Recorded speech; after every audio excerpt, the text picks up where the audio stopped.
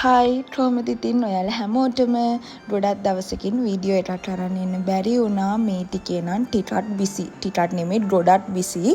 ඉතින් ඔයාලට මාව අමතරත් වෙයි කියලා හිතලා තමයි මම මේ වීඩියෝ එක ඔයාලත් එක්ක ෂෙයා කරන්න හිතුවේ. අද ඉතින් මම අරගෙන ආවේ ෆෘට් රෙසිපි එකක්. අපි බලමු මොකක්ද මම හදන්න යන්නේ කියලා. ඔයාලා දැනටමත් thumbnail එකෙන් දැකලා ඇති මම අද අරගෙන ආවේ ස්පැගටි රෙසිපි එකක්. මම මේ වීඩියෝ එක ෂෙයා කරගන්න නෙවෙයි හිටියේ. නමුත් මට හිතුණා මොකද අරගෙන ආවෙත් නෑ වීඩියෝස් ඔයාලට මාව අමතක වෙයි කියලා නිසා මම මේක ඔයාලත් එක්ක මම කොහොමද හදන්නේ කියලා ෂෙයා කරගන්න කියලා හිතුණා.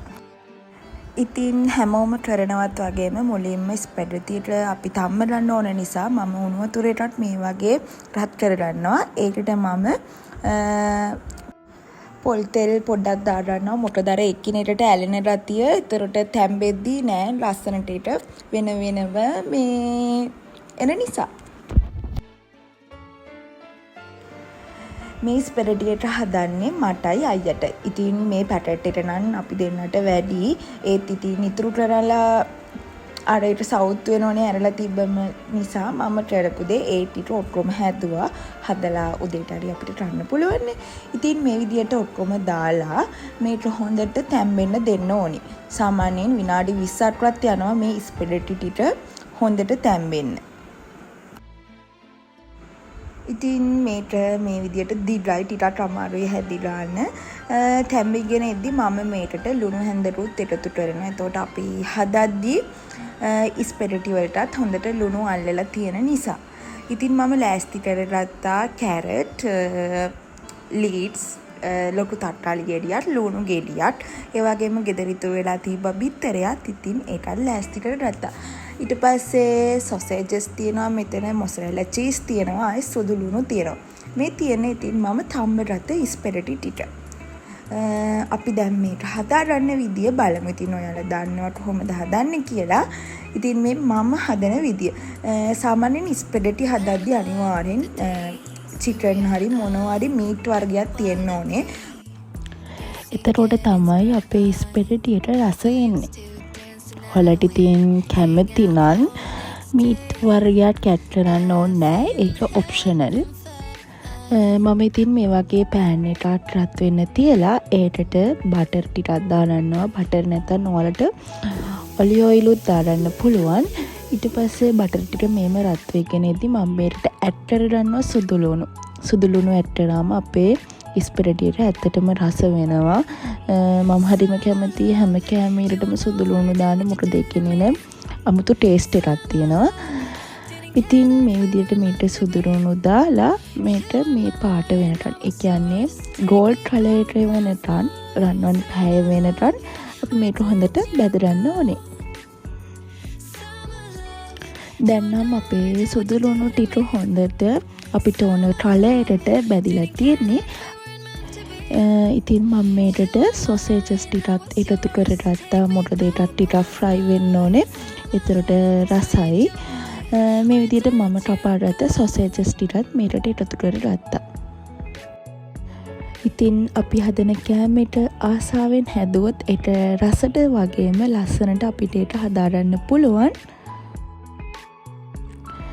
දැන් සොසේජස් ටිකත් ෆ්‍රයි වෙලා තියෙන්නේ. මම මේ වෙලාවට එකතු කරගන්නවා ලුණු ටික.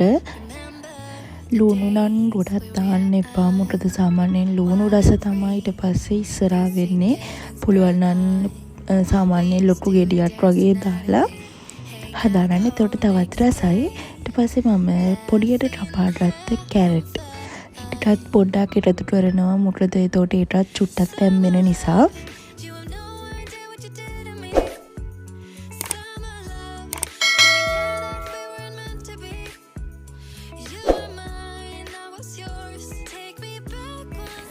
ඊට පස්සේ මම මේකට එකතු කරගන්න යන්නේ තක්කාලි. තක්කාලි දැම්මම අපේ ස්පැගටියට රසයි. මේක තවත් රසයි බ්ලෙන්ඩර් කරලා දැම්මම. ඉතින් මම බ්ලෙන්ඩර් කරලා නම් දැම්මේ නැහැ. කොටුවට කපාගෙන තමයි මම මේකට එකතු කරේ අද. ඉතින් අපි මේකත් චුට්ටක් අපේ බටර් එකේ පොඩ්ඩක් තැම්බෙන්න දෙන්න ඕනේ.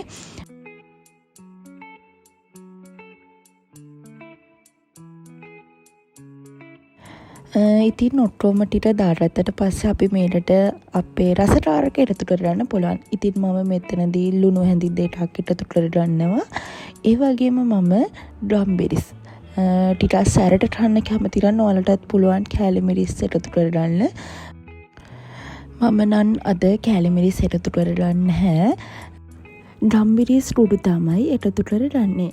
ඉතින් ඒ ටිකත් දාලා මේක හොඳට කලවම් කරගන්න ඕනේ. මොකද අපි දාපු පහේ හොඳට මිශ්‍ර වෙනකම්.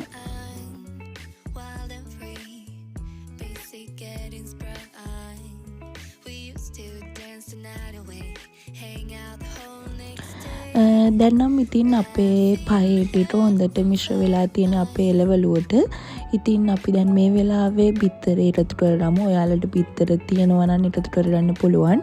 නැතත් ප්‍රශ්නයක් නැහැ. මම ඉතින් මේ තිබ්බා ඉතුරු වෙලා ඒක එකතු කරගත්තා. බිත්තරෙත් ඉතින් කඩලා දාගෙන මේ වගේ හොඳට හැඳිලා ගන්න ඕනේ කෑලි කැඩෙනකන්. ඉතින් ඔයාලට පුළුවන් මේ සාමාන්‍ය බිත්තර මීට් වලට දාන්න නැතුව දැන් හදන රෙසිපීස් තියෙනවා. ගොඩක් චීස් දාලා හදනවා. ආයේ මිල්ක් රසට හදනවා. ඔයාලට ඉතින් කැමති විදියට ස්පැගටි හදාගන්න පුළුවන්. මම මේ වෙලාවේ මේ එකතු කරන්න යන්නේ ඔයිස්ටර් සෝස්. ඔයිස්ටර් සෝස් එකතු කරාම ස්පැගටියට මාරම රසයි ළමයි. මම මේ ෆස්ට් ටයිම් තමයි ඔයිස්ටර් සෝස් එකතු කරේ ස්පැගටියට. ඇත්තටම අමුතු රසයක් ආවා ඒක එකතු කරාට පස්සේ. ඊට පස්සේ මම එකතු කරන්න යන්නේ ෆ්‍රෙෂ් මිල්ක්. ෆ්‍රෙෂ් මිල්ක් උනත් ඔයාලට කැමති නම් එකතු කරන්න පුළුවන්. ඔයාලා අකමැති අයත් ඉන්නවා. ඉතින් ඒකත් කැමති නම් විතරක් එකතු කරන්න පුළුවන්. ඊට පස්සේ මම මගේ ස්පැගටි ටික මේ විදියට අපේ මිශ්‍රණයට දාලා මම කලින් ලීඩ්ස් එකතු කරේ නැහැ. මොකද ලීඩ්ස් කලින් එකතු වෙන එකට දැම්මම අර ලීඩ්ස් ටික තැම්බෙනවා වැඩි. මොකද ඒකට කළු වෙනවා. මම කැමති ලීඩ්ස් ටික ලස්සන කොළ පැහැයට තියනවට. ලීඩ්ස් ටික බාන්න ඕන මෙන්න තියෙති දැම්මම ඒක අර හැපෙද්දි උනත් 아무තු ටේස්ට් එකක් තියෙනවා. ඊට පස්සේ මම මේකට එකතු කරගන්න යන්නේ මොසරෙල්ලා චීස්. ටටා මේ තියෙන ඉතින් මම අද හදාගත්ත ස්පැගටි එක. ඉතින් අපි කාලා බලමු කොහොමද තියෙන්නේ කියලා. ඉතින් ඔයාලත් මේ වගේ නිකන් ඉන්න වෙලාවට මේ වගේ කෑම හදලා බලන්න. ගොඩක් අමාරු නෑ, ලේසි. ඒ වගේම ඔයාලා ආදරය කරන අයට මේ වගේ ස්වීට් චූටි කෑම හදලා දෙන්න. මොකද එයාලා හරිම කැමති මේ වගේ කෑම අපි අතින්ම හදලා දෙද්දි කන්න. ඒකට අපිට තියෙන ආදරේ තවත් වැඩි වෙනවා. ඉතින් මේව තමයි අද මගේ වීඩියෝ එක එන්න වෙන්නේ. තවත් ලස්සන වීඩියෝ එකක් අරගෙන එන්නටන් ඉක්මනටම හැමෝම පරිස්සමින් සතුටින් ඉන්න. හෙටින් පටන් ගන්න ලස්සන සතිය ඔයාලා හැමෝටම සුබ සතියක් වෙන්න කියලා මම හදවතින්ම ප්‍රාර්ථනා කරනවා.